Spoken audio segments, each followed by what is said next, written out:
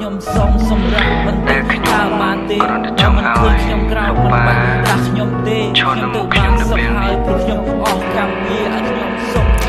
រយៈពេល3ឆ្នាំខ្ញុំតែឃើញមុខនៅរយៈពេល3ឆ្នាំខ្ញុំតែងតែលើសម្ដីនេះក្នុងរយៈពេលឆ្នាំនោះខ្ញុំចាំជានិញចាំមិនភ្លេចរាល់ទង្វើដែលអ្នកធ្លាប់ធ្វើកន្លងផ្ដោផ្ដំបីបំប្រឡាយអ្នកមិនដែលទុកឲ្យខ្ញុំនៅម្នាក់ឯងព្រោះអ្នកតែងតែខ្លាចបាត់រូបខ្ញុំអ្នកមិនដែលធ្វើឲ្យខ្ញុំយំនឹកឃើញដល់ការក្រេនោះខ្ញុំជិះលើកអ្នកដើរលេងជាមួយអ្នកមកពេលខ្ញុំនឹកឃើញម្ដងខ្ញុំស្រែកសុទ្ធទេវតាថាពេលនេះអ្នកនៅទីណាក្នុងចិត្តខ្ញុំសែនជឿផ្សាហេតុអ្វីខ្ញុំមិនឲ្យហៅលោកប៉ាដូចគេសាប់ពីខ្ញុំដែលបានសរសេរចង់អង្វរសម្រូបអ្នកដល់វិលវិញបានទេពេលនេះខ្ញុំពិតជាត្រូវការវិលវិញបានទេលោកប៉ា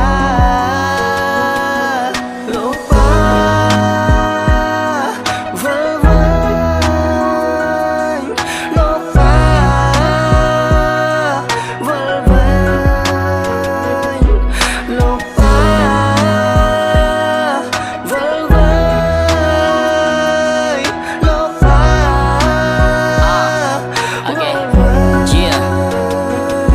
សម្លៀកបំពាក់មិនសមរម្យពួកឲ្យខ្ញុំនេះខុសគេកំណត់សម្រាប់ក៏ជាតែខ្ញុំតាមបងប្អូននឹងទេចំណែកអាហារទាំងយប់ទាំងថ្ងៃខ្ញុំបរិភោគពីគេហើយជួនកាលខ្ញុំដែលយត់បាយខ្ញុំមិននឹងធ្វើមិនទេដែលកាត់សាលាសង្ឃឹមថានៅថ្ងៃណាមួយអាចមានឱកាសមករៀនមកសូត្របើសិនជាគេជួយខំដេកស្រមៃទាំងយប់ទាំងថ្ងៃវាធ្វើឲ្យខ្ញុំនេះទុកព្រួយរសិនណាស់តែនាងឯងឆាកជីវិតមានតែមួយឬឆាកជីវិតរបស់ខ្ញុំវាបានតែប៉ុណ្ណឹងខំលើកទឹកចិត្តដល់ខ្លួនឯងឲ្យចេះខំប្រឹងតែសំណាងមិនល្អព្រោះតែគ្មានទីពឹងមានតែខំមកសង្កត់ចិត្តធ្វើមើលបើជាវាយ៉ាងនឹងបើសិនលោកប៉ាក៏នៅទីនេះមិននឹងយល់ល្អប៉ុណ្ណាប្រហែលជាកូនណាមានចំណេះបន្ទាប់ពីចេញពីសាលាមានការងារធ្វើមានមុខមានមាត់ជប់ទឹកកញ្ចែលុយដុល្លារមិនដូចជាពេលនេះទេកូនជាក្មេងបាបសា